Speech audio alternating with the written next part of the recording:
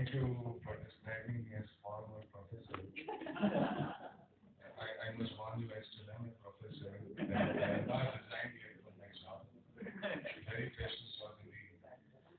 So 34th Foundation Day of TIFAC is a very special event. All these years is my sixth TIFAC Foundation Day, very different from other organizations and foundation days.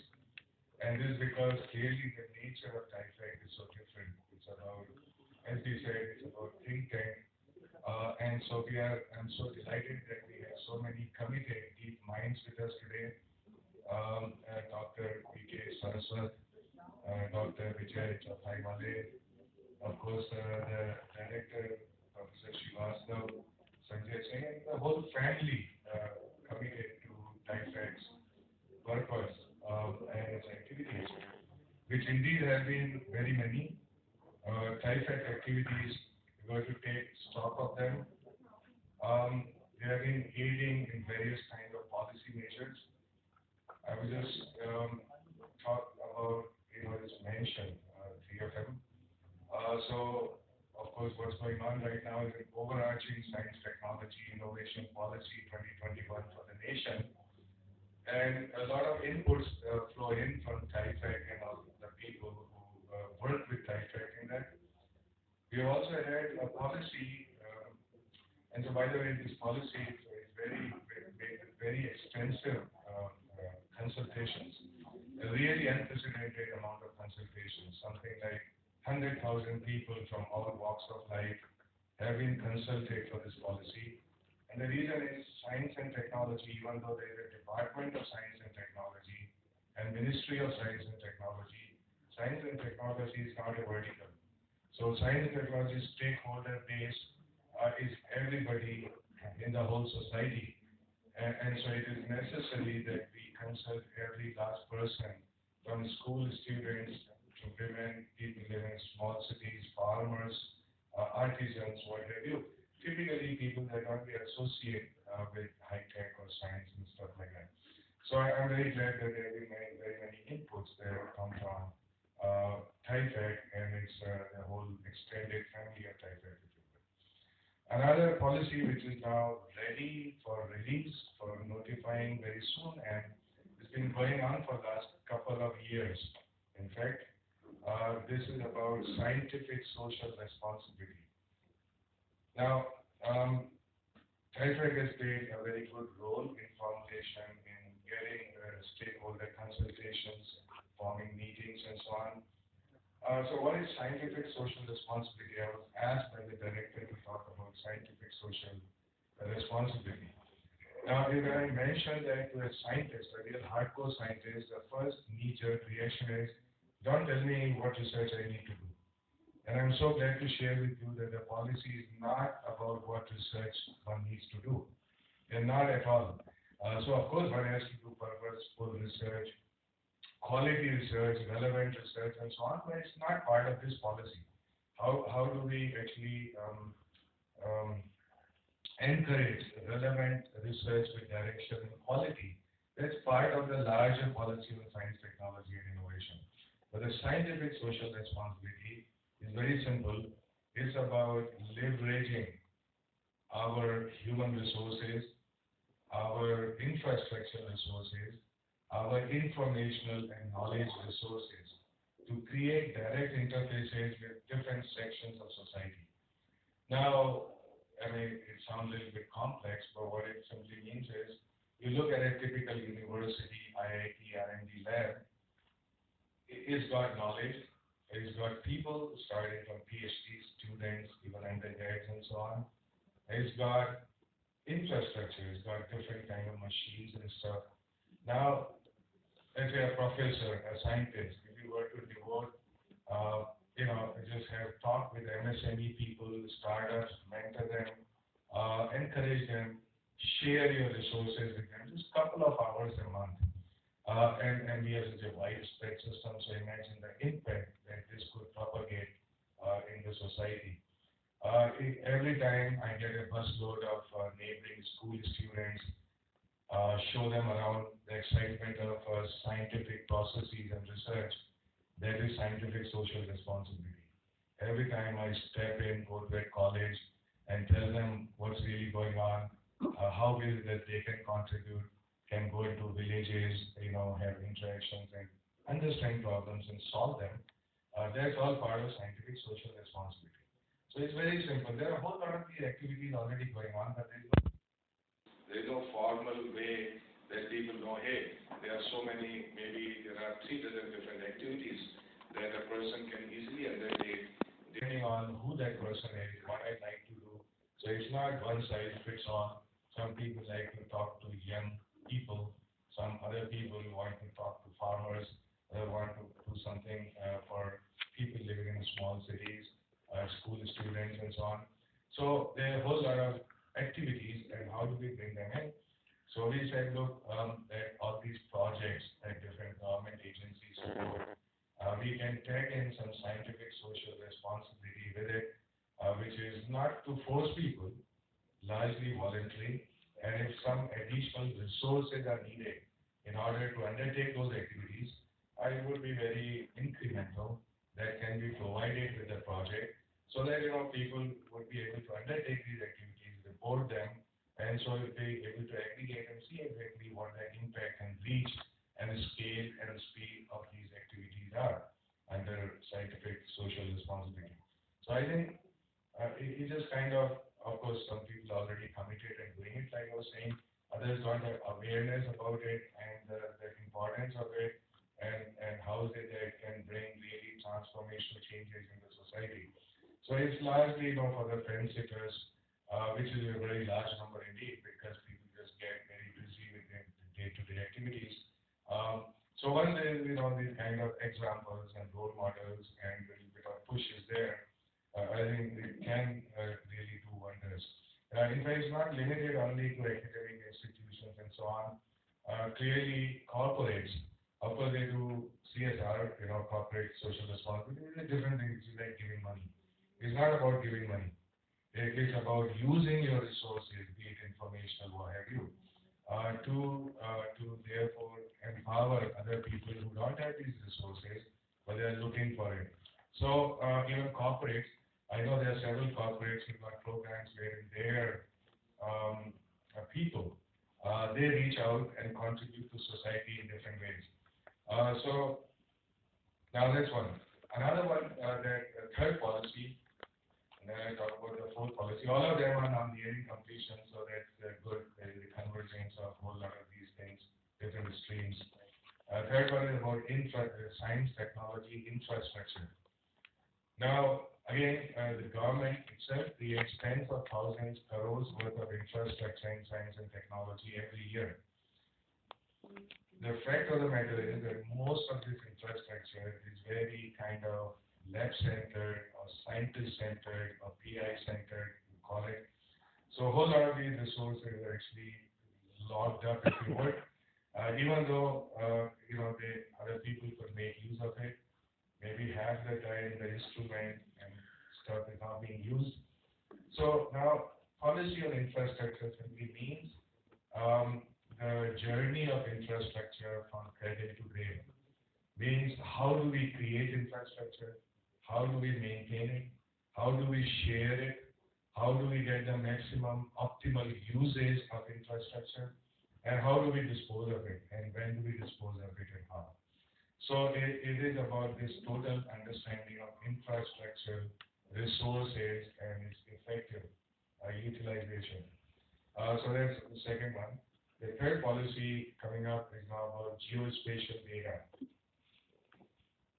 Very, very important, geospatial data. Simply every planning, development, governance, services, they all critically hang on creating geospatial data at the right scale, accuracy, resolution, which now in today's world is getting down to 5-10 centimeters for some applications. And also the speed at which sometimes real-time data is required. And the new tools of technology that are used now to create this data, to acquire this data. At the same time, huge amount of data is locked up with the government agencies. whether it is survey of India or survey of this or survey of that. A whole lot of data is there acquired, but it's locked up, just like infrastructural resources. So all of any data which is created by public money, public support, ought to be equally available really for developmental works and for planning to all the citizens of the country equally, certainly, and also at a transparent way with the ease of access on a fair price to also the private entities, because that's really the way key forward going for the economic growth. And TIFAC has been playing a very significant role in that. So it was pointed out that this one white paper has been released on economy, kickstarting economy in a way. We now, what is the other way? I don't know, do something. Anyway, we recovery. So many good suggestions have been made about what sector to focus on, to concentrate on, and then followed up by a white paper also on implementation plan. An implementation plan, action plan are very important even for a think tank, because thinking can be cheap, but to bring about that change, to transform that into a reality, is really the hard part. So I'm very happy that TIFAC has been paying a lot of attention to that particular aspect, as indeed all the other policies that I talked about. So to conclude, I was asked also to speak about Atmanirbhar. Yes, fantastic. So Atmanirbhar, of course, that all these things that TIFAC is doing, they go some way towards Atmanirbhar and our the goal of being Atmanirbhar. Now, of course, the fact is that Atmanirbhar is not one thing. So while a lot of people equate Atmanirbhar with manufacturing or sufficiency in manufacturing, is the whole knowledge chain from invention to innovation to manufacturing, which makes up for Atmanirbharta. Now, invention simply means creating new knowledge, and I would say by and large we have the muscle. We certainly have the potential to be Atmanirbhar in creation of knowledge. Our weakness sometimes has been in the direction and relevance of that knowledge. And that direction and relevance does not come from invention ecosystem at all. It comes from innovation ecosystem. It comes from industry. It comes from startups. It comes from government. It comes from the users of the knowledge. And so, therefore, the most important aspect of Atmanirbharta, in fact, is to connect the invention and innovation ecosystem seamlessly at a time. And that is the real weakness. I mean, often people are saying, look, oh, our science and technology maybe is not so good because it is not translating into economic impact, which is true. However, that would be the wrong end to work on. So the fact is that COVID-19 time, for example, shown that if there was a synergy, there was a common and shared purpose, then things could happen very quickly, whether it's ventilators, diagnostics, vaccines, PPEs at 95, what have you. All of that, which could happen 5 years ago, is visible.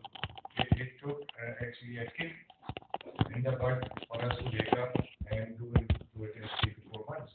And so while it is not because there was a weakness in knowledge creation system, but it lacks direction. And if there is an immediate purpose, if there is a clear and present purpose which is shared among government, industry, academia, R&D, and so on, then nothing really holds us back. And that is the key message, I would say, in taking forward, in saying while there is some weakness in this side or some weakness in that side, or our major weakness, in fact, is in the uptake of knowledge to transform it into socio-economic opportunities. And this is where a whole lot of STIP 2021 policy is also focusing on. So I would conclude now, therefore, by saying one aspect which people often don't talk about, especially in the science and technology setting. So we often assume, and me as a scientist, that science and technology is everything, which it is not. Clearly, so there is the policy aspects, regulation, laws. Okay, I'm not worried about that. I'm talking about here actually something much deeper, which is the cultural aspect. And cultural aspect is something that people just don't, nothing in the school or college ever talks about it, that if I was going to be a scientist, right, what else is it that which is needed, in fact, to solve the problems?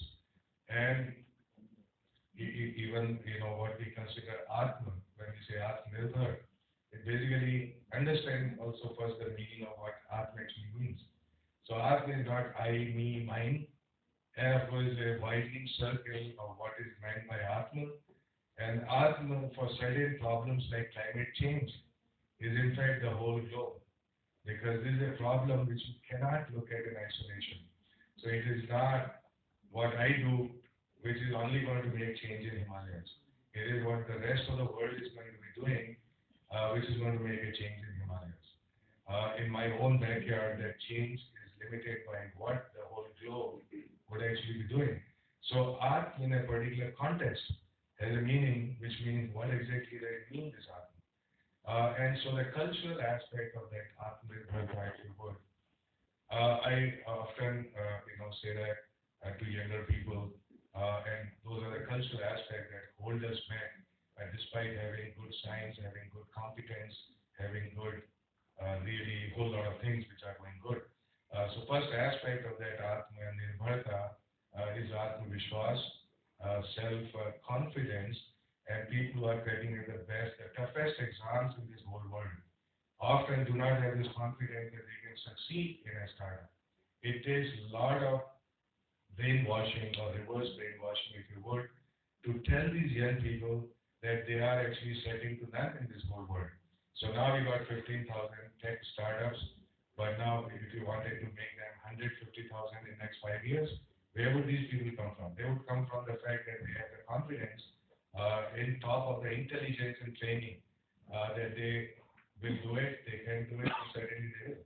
The second aspect of Atmanirbharta, therefore Atmavishwas, a cultural trait, would be Atmasamman, which is basically opposite of negativity. And so any Atmasamman can mean that I respect only myself and nobody else. In fact, the person who has no respect for himself or herself cannot give it to others. So most of the people that you come across who are criticizing every little thing in this whole world is basically, they are really criticizing themselves. But they haven't the courage to say that very openly. Or rather, say, hey, I will just push my problem to everybody else and say, I'm perfect, but the world is not perfect. So this is about Atma Samman. And not simply saying, hey, this XYZ, this great university, this great nation is going to solve our problems. Our problems are our own, and if we have the Vishwas and Samman, we are going to be solving them ourselves without looking somewhere else. And finally, Atma Chintan, which is not same as Atma Chinta, which is negative. Atma Chintan is dispassionate analysis of what is not there, what the gap areas are, and what is it that we need to do, maybe even, in a rather strong way, not taking into account my interest of my own self, going beyond my interest and plugging in those weak gap areas, and this is what you would call Atma Chintan. So, thank you very much. Going forward, 34th is a very good year. Most people at this point in time, 34-year-olds, they are looking for a promotion or two, moving into a new phase of life. And so let's go forward with optimism and renewed positivity. Thank you very much. Thank you, sir, for an excellent talk from your side. Now we go to the next session. TIFAC has taken up a few initiatives